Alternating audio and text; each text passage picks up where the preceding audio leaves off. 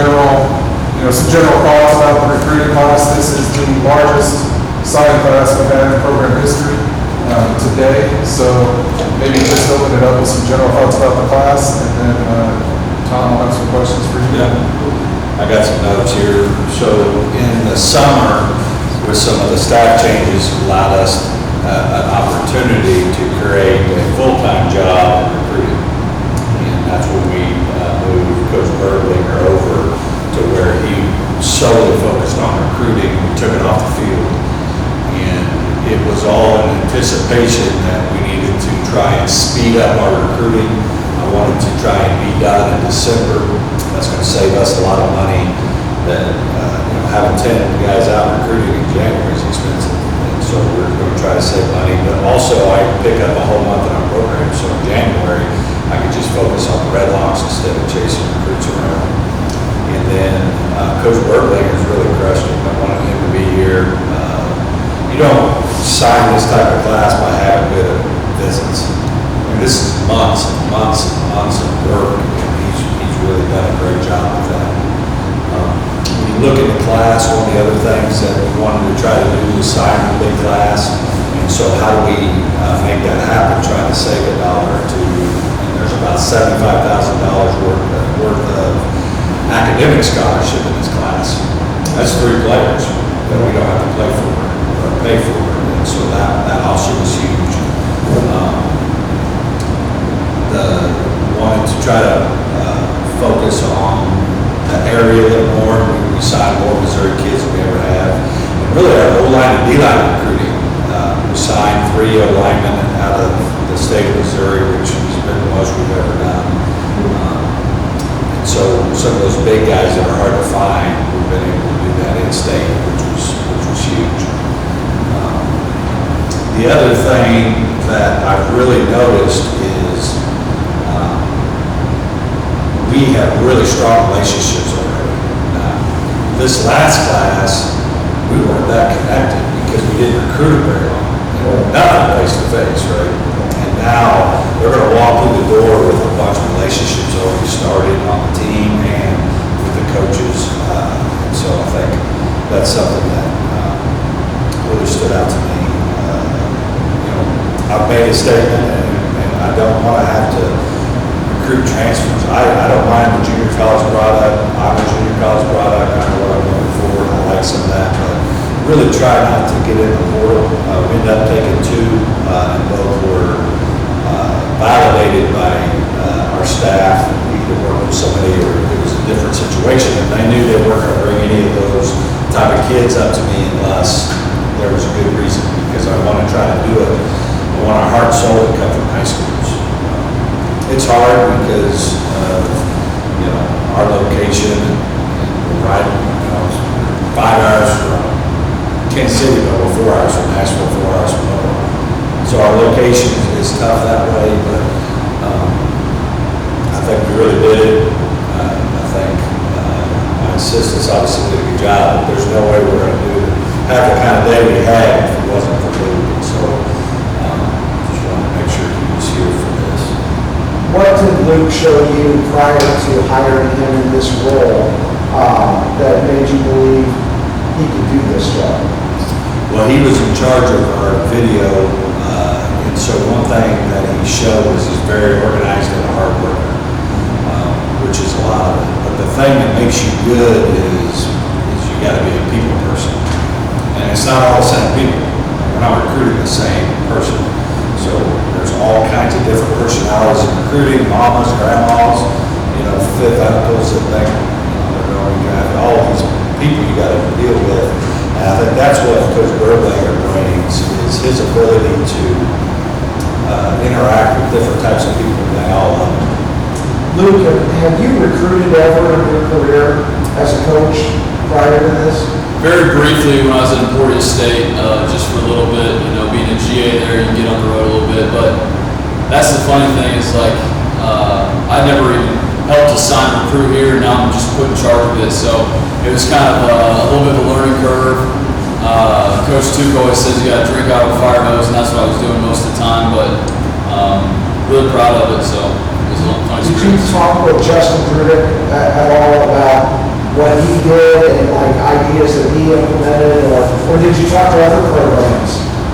I was talking to Coach Drudick like all the time over these past couple weeks, just little minute details with the visits and stuff like that. But kind of an interesting thing with our staff is multiple people were in large recruiting departments previously. So Coach Drudick was with Nebraska's recruiting department as his first job.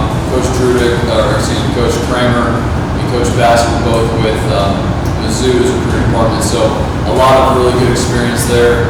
Obviously, it's a different scale when you're new to those places, but good insight to help me out for sure. Were you able to go out and evaluate kids? What's the NCAA about? I went out as our 10th assistant. I went to a couple high school games. Okay, so you could see kids other than just film. Correct, but as far as our bye week and this little time after the season, I was just in the office making sure things were running smoothly here with visits. I just wondered what's the journey from this kid may be interested or may be good enough to be actually signed in? Like, who evaluates it, and how's that process unfold? Yeah, and Coach Duke said we got all these guys early, and one thing that kind of stood out to me was 6 of the high school guys we signed were at our junior day this summer. So these guys have been with us through the whole process. It wasn't just a revolving door of people falling off our board, which was big time for us. And a lot of these guys on this list have been in multiple game day visits where they just had to drive down and spend their own money to get here because they wanted to be part of us. Obviously, we wanted them, but they wanted us. But big time in the camps in the summer, seeing evaluation there, either our camp or another padded camp, then their senior film, and hopefully see them in person too. So. Coach Duke and I are both old guys. What's the role of graphics, computers, social media that you had to learn, or maybe you already knew, like to create cool things that appeal to kids? Maybe you got a win over UT Martin or something. How do you market a new stadium? How do you market a win over the number 18 in the country to a 17-year-old? Well, Jeff and Charlie both do a really good job with all the social media stuff and our videos, and all those are awesome.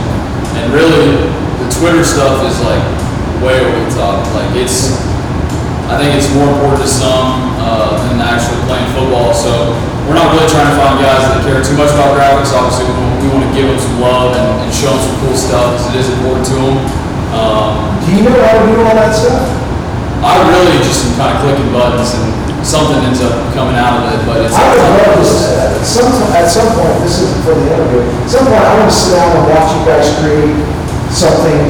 He's self-taught. He's not been. He does do graphics and all that, which he taught himself how to do. You don't know how to do graphics. If it comes down to that, we're losing. All right. Well, congratulations. Coach Jordan Jarrett, what did you like about him? He was in camp, and so we got to work with him. He's an elite competitor. Like, he wants to win. And, physically, he's off the charts. He can really run and jump and those type of things. We're going to play him at safety. For as skilled as he is, he is aggressive. Like, he will hit you. And so that's kind of what stood out to me. The training, what did you like about him? Same way, just some of his testing numbers was outstanding. And then he was at camp, and we just worked with him. He's quiet, but man, he's a really, really hard worker and pretty young physically. He's like going to really mature here in a couple of years. Obviously, a lot of people will pay attention to the quarterback out of Christian Brothers, and with good reason. That there'll be kids that nobody's even thinking about that end up being the two-time All-OVC. And maybe Patrick will also, who knows? But how do you, or maybe this is for Luke, how do you balance love for like every single recruit, whether he's high profile, to the offensive lineman from Lafayette, Indiana, that nobody even knows about? I think at the end of the day, it's just about the relationships between the recruiting coach and that kid. That kid doesn't know any different. It shouldn't. We also are all just as important in those relationships. Kind of what drive it. But it goes back and forth, and if you get a kid that's just ate up with attention, you really want that in your locker room, so there's that fine line. It's an evaluation tool for us too, that these kids are really ate up in that, and make them not a great fit for us. Lou, how much did you market the new stadium? Like, how much did you talk to kids about it? Well, it was kind of started with the first game. We had invited, I think, 30 or 40 kids on unofficial That was a game days. disaster then, wasn't it? Yeah, and it was kind of just crisis control, trying to get them in the right spot and get to the right door and everything, just to get to the stadium. But I think we kind of leaned in on it as the season was going without the news of the new stadium coming down the pipe. But as soon as we found out it was going to happen, obviously we had a cool video that kind of talked about what our plans were. And then one thing that was really great is on 2 of the official visits here last week, they started demo. So we were driving past a bulldozed stadium with just rubble there. So obviously there's going to be a new stadium there if your current one is on the ground. So I think that was cool just to show, because a lot of times in recruiting you talk about the new stadium, the new indoor, all these new things, but It could be you never years see it. off. Right, but when it's actually on the ground getting demoed, it's going to happen. So.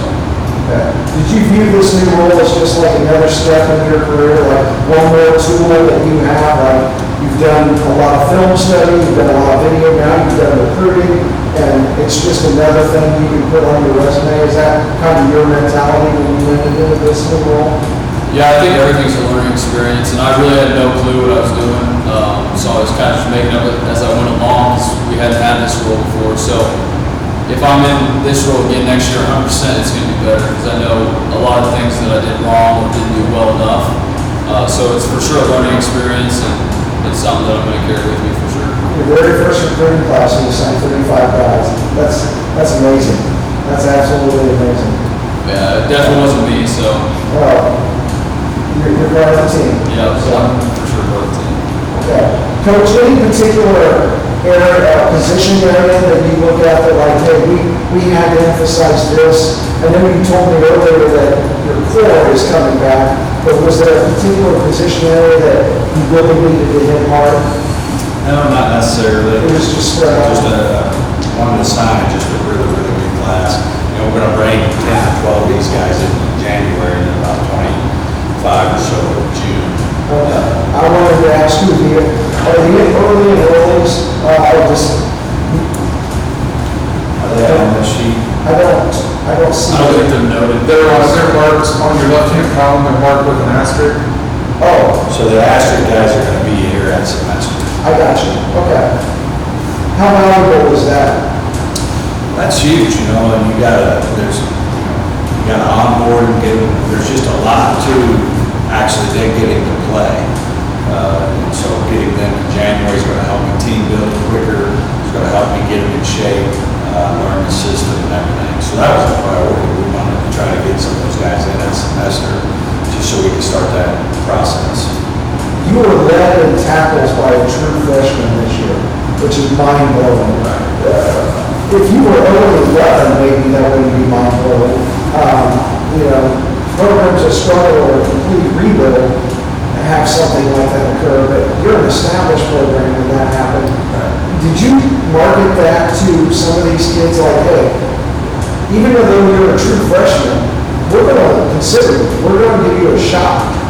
We do. I always try to tap the brakes, because I don't want to give them unrealistic expectations, because then they come in, they're frustrated and they leave. Those are. The Brush is probably an anomaly, Right. But the new redshirt rule, which allows them to play 4 games, is awesome. Generally, most of these guys will play 4 games, but still keep. Why not? Right. And so I think that's helped just to